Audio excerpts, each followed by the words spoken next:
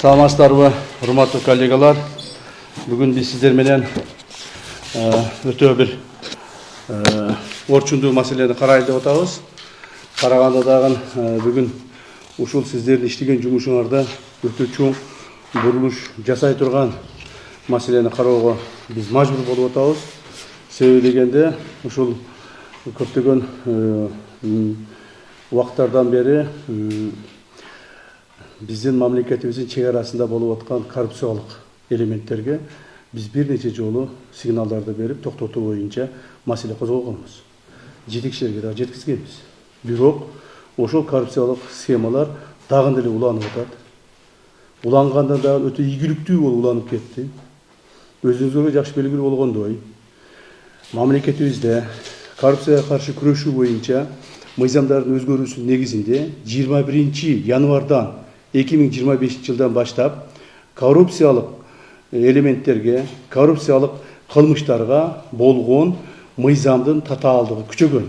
Бирок ошого карабастан, аны көзгө илбестен, ушул айрыкча мамлекеттин чек арасында иштеген биздин мамлекеттик кызматкерлер өзүнүн ишмердүүлүгүндө коррупциялык элементтерди көбөйтүшкөн. Биздин башка айлабыз калган жок. Бир жол айттык, эки жол айттык. Бирөкөн апарып камадык. Бирөкөн алып барып предупреждение бердик. Болбоду, токтободуңар. Так, силер мамлекетибиздин мыйзамдарын көзгө илбедиңер. Бул ошол жерде иштеп аткан кызматкерлер.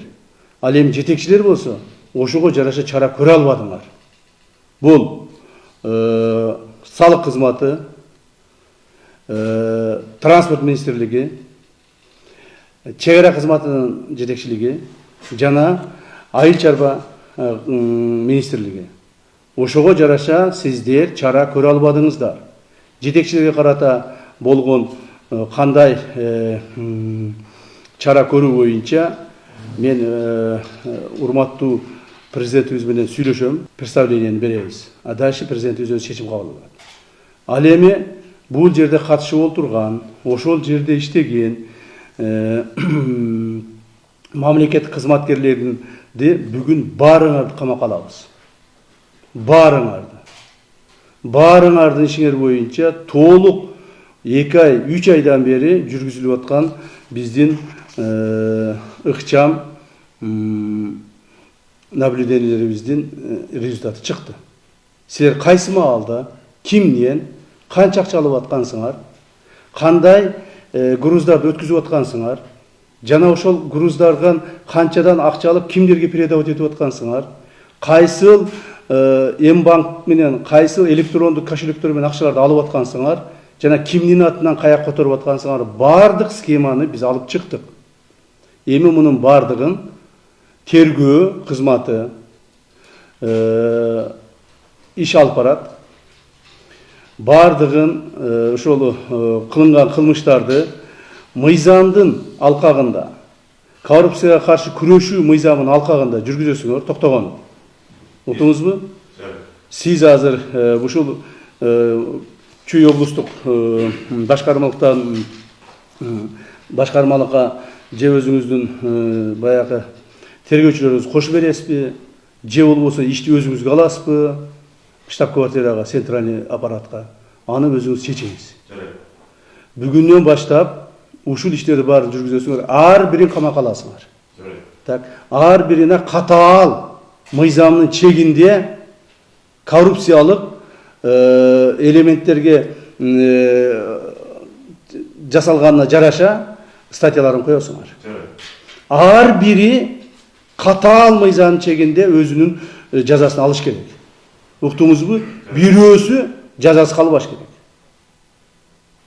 Эч ким эч кандай бул ишке кийлигише албайт.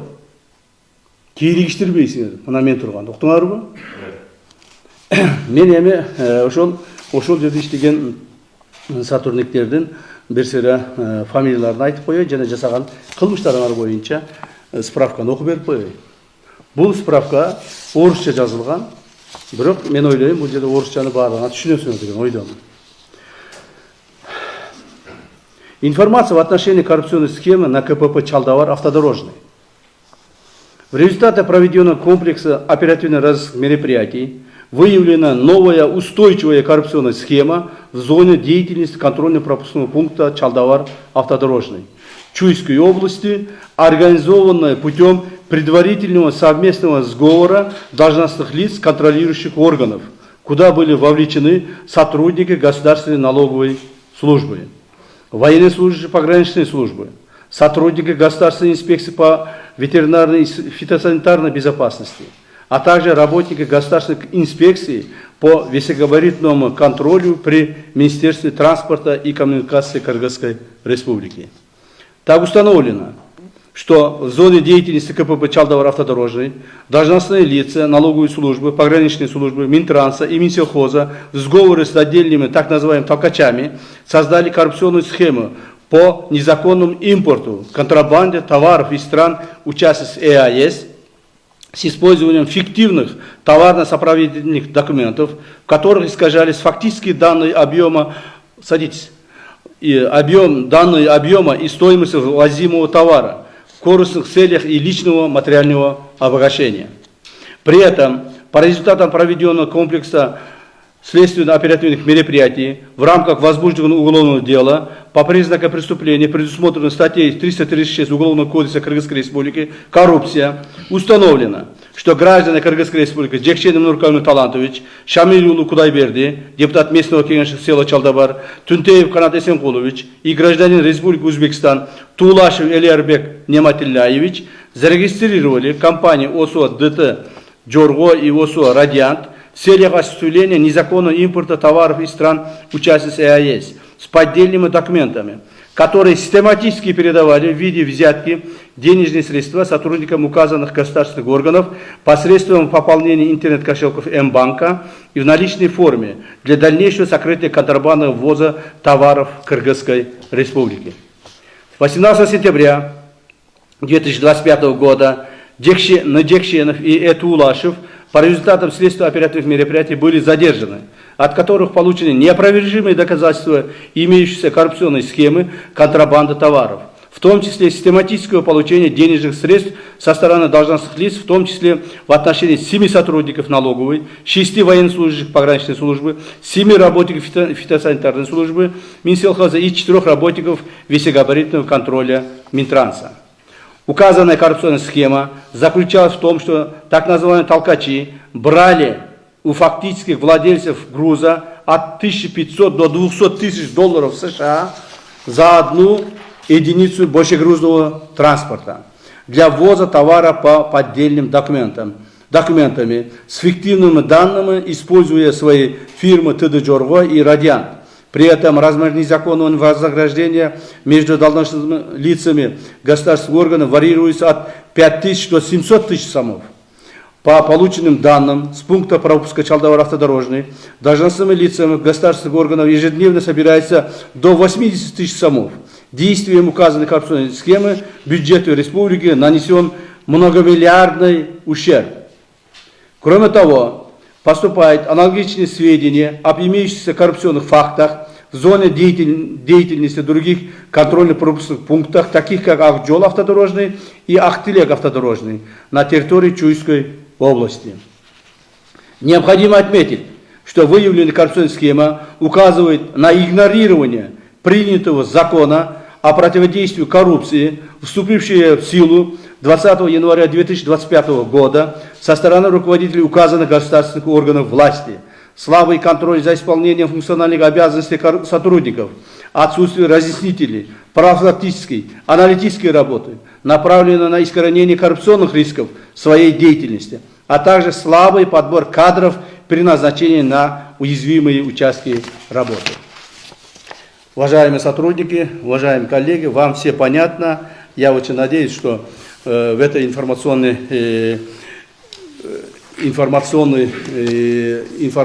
то есть было достаточно хорошо освещены.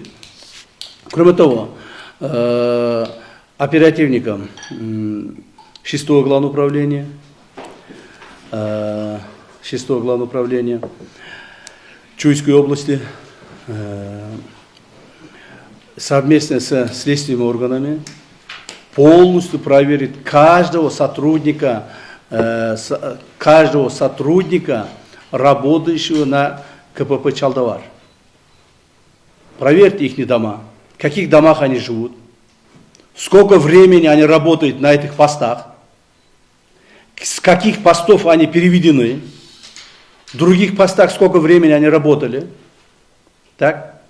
На каких машинах они ездят, фактически. Они, может, машина, дома, может записать на кого-нибудь другого, а может пользоваться сами фактически. Вот это все проверьте. Проверьте полностью. Полностью конфисковать все имущество. Перечень конфискации заведите. Дома родственников, близких, на кого они оформлены. Так как они там нанесли государству многомиллиардный ущерб в бюджет нашей страны. Теперь этого не будет, ребята. Вы думаете, что на вас не будет управа? Садитесь, пожалуйста, все. Будет управа. Все те, которые там работают, которые назвал я выше, встаньте с места. Встаньте с места. Все, кто там работает. Что, думаете, на вас не будет управы? Будет еще управа. Еще какая управа будет? Каждого из вас отправят в тюрьму. За то, что вы, игнорируя закона, наносите ущерб государству. Я несколько раз предупреждал вас, несколько раз говорил, несколько раз просил, несколько раз отправлял людей, даже несколько раз ваших коллег арестовывал. Но вы не перестали этим заниматься. Вы наоборот, вы начинаете больше этим коррупционным схемам заниматься. Вы день за днем наносите многомиллионные, миллиардные ущербы бюджет страны. Поэтому, ребята, өзіңерден көргілі. Ұқтыңар мен сілерге айтқанмын. Өзіңерден көргілі. Бала чақаңар бар, ата-енеңер бар, туған ұрықтарыңар бар. Ошыға қарабастан сілер. Мыйзамды тоғытпостон ойлодыңар оқшайды. Ушундай болып жүре берет. Ташиев айтып қойды, есіне шығып қалды, болды деп. Нет, мен айттым, предупреждение еттім, бирок біз иштеп отқанбыз. Мына біздің ақырғы 3-4 айдан бері иштегеніміздің результаты шықты. Так. Всех военнослужащих, всех тех, которые здесь стоят, руководители, сегодня же уволить. Сегодня же уволить. За причастность к коррупционным схемам. Так. И бардығын, ушылардың барын алып барып тұрып, следствие, Тоқтоғанов, бүгін под стражу возьмите. Сейчас прям отсюда, чтобы отсюда никуда они не уехали. И сегодня же начинаете проверять их дома, обыски в каждом доме, где они работают, в каких офисах они ходят, с кем они разговаривают. Все делать, все оперативные мероприятия проводите. В полном объеме. Ни в коем случае, никто ни на кого не надеется. Суқтыңар мына тұрғандар. Ешкім решен белгілеген. Біреуден жардам күтем деп ойлап оғыламын. Сілерге жардам бір ғана кім береді? Мыйзам жардам береді. Если вы пойдете на соглашение со следствием, будете раскрывать дальнейшие все те схемы, которые там были, возможно, следствие будет рассматривать каким-то образом вам уступок. Возможно. А может быть, у следствия достаточно уже неопровержимых фактов, которых уже будет достаточно для того, чтобы вас привлечь к ответственности. Кетірген ақчаларды, мамлекеттен ұрдаған, мамлекет келтірген зияндардың бардығын орнына төлейсіңдер. Біріншіден, өзіңердің мал мүлкіңерден төлейсіңдер. Екіншіден, өзіңердің түрмеде жатқаныңарменен төлейсіңдер. Все будете находиться в тюрьме. Я лично буду контролировать. Так, это сотрудники ГНС. Садалиев Милан Шейшенбекович. Кем? Мен деп тұрғыла. Данияров Ерлан Даниярович. Қоғайбеков Нұрбек Бахтиярович. Абдрахманов Еркин Мазарқұлович. Турдуғұлов Ильяс Мамынжанович. Қасымалиев Қалыбек Суитбекович. Қазыбеков Мейірбек Қазыбекович. Сотрудники пограничной службы. Аджықұлов Улан Жаныбекович. Алмабеков Урмат Таштанбекович. Жанғазиев Бекжан Еркинбекович. Сатаркулов Эмирлан Алымқұлович. Мен. Дүйшенқұлов Мақсат Алтынбекович. Мен. Дамирұлы Сүйінбек. Мен. Сотрудники весогабаритного контроля. Сулайманов Медет. Мен. Аманов Тариел. Мен. Байгамбетов Асқат. Мен. Мамраев Нурғазы. Мен. Сотрудники фитосанитарии. Исмаилов Джаныш Уркумбаевич. Где он? Где он? Кто начальник его? Посто. Посто. Почему после это? Посто сменил, час гелта чудо. Возьмите его тоже под стражу. Иман Касымов Алмаз Джамболотович. Где он? Я. Эмне молчать етіп тұрасың? Чоқморов Бақытбай Асанович. Ал больницадан шығып кетіп жолда алды. Сразу ұрып қаласыңар. Қадырқұлов Айдар Эмилбекович. Асанов Асылбек Райымқұлович. Жақшымбетов Тілек Мелисбекович. Ақылбекұлы Марат. Ақылбекұлы Марат жұмыстан кеткен Қошқарда екен. Бирок чалып айтылған оған. Ушул ататалган сотрудниктердин бардыгын бүгүн под стражу возьмите, так как по отношению к ним у меня есть информация по результатам проведенных оперативно-розыских мероприятий по совершению преступлений коррупционного направления. Хорошо? Да. Бүгүнөн баштап есть у вас есть эмелер даярбы, машиналарыңар барбы, автобус барбы, спецназ барбы, чыгаргыла муну камагыла. Чыгар бер тиги балдар чакыр. Подождите, пусть стоят здесь. Ребят, вызовите сюда. Ребят, вызовите. Прямо азыр бар тур камагылага. Все, возьмите давай, вынесите все.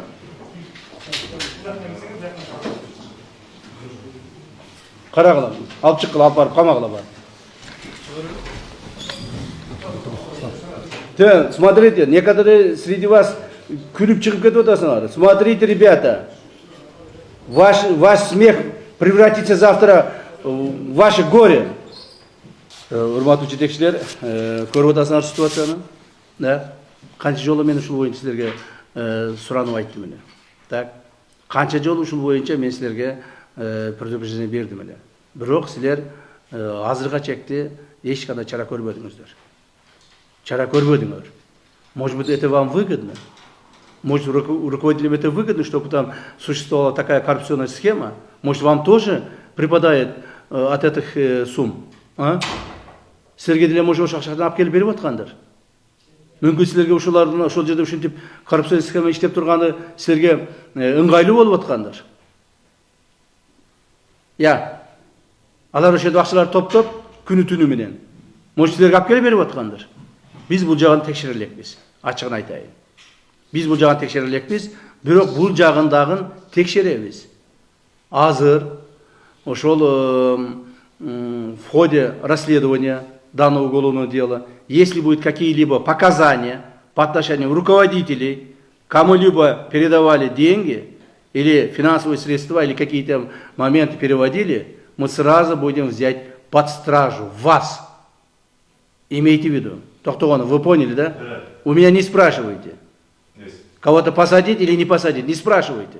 Если соответствует закону, посадите любого. В соответствии с нашим законодательством. Если кто-то будет напрямую давать показания, тем, что там кому-то подавали там взятки, посадите любого руководителя. Уктуңузбу? Все, пожалуйста, садитесь. Ошондон силер ушуну иштешиңер керек эле. И дагы да иштегиле. Бул бир эле посту карадык биз. Бир эле Чалдабар автодорожный постун карадык. Мындайлар көп. Мен Абдыкерим Карбекович, сизге бир нече жолу айттым. Достук посту боюнча бир нече жолу айттым. Түштүктөгү. Так? Жана Кадамжайдын посту боюнча бир нече жолу айттым. Бирок до сих пор чара көргөн жоксуңар. Имейте в виду. Да, еще раз говорю. Имейте в виду. Уктуңузбу? Болду, эми мен аябаймын. Маган ачык айтканда сиз керек эмессиз. Мага мамлекет керек. Уктуңузбу? Мага мамлекет керек. Мамлекеттин керектигине, мамлекеттин тынчтыгын, коопсуздугун сакташ үчүн мен бардық ишке барууга милдеттүүмүн. Анан менен чогуу иштеп атам, тияк биякта ойлоп алыңыз. Любой момент могу принять меры. Так? Любой момент. И это относится всем, уважаемые руководители. Отырыңыз. Урматтуу жетекчилер, уктуңарбы? Всем это относится. Посмотрите, ребята, борьба идет всерьез. Это не просто так. Это не просто так, чтобы там, как ранее было, что-то сказали, что-то говорили, потом забыли, для прессы сказали. Нет, борьба будет очень жесткая. Борьба с коррупцией будет очень жесткая.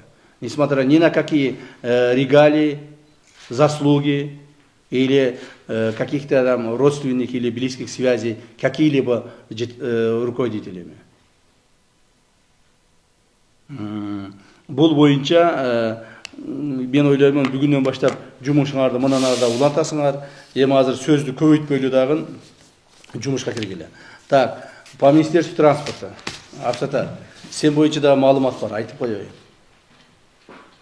Сен бойынша да маалымат бар. Я прямо скажу. Так, мына кечеки жасалып аткан жумуштардан, подрядчиктерден уже арыздар түшүп атат. Biz Министерство транспортанын жетекчилерине акча бергенбиз деген арыздар түшүп атат. Не дай бог это подтвердится, посажу в тюрьму. Уктуңбу?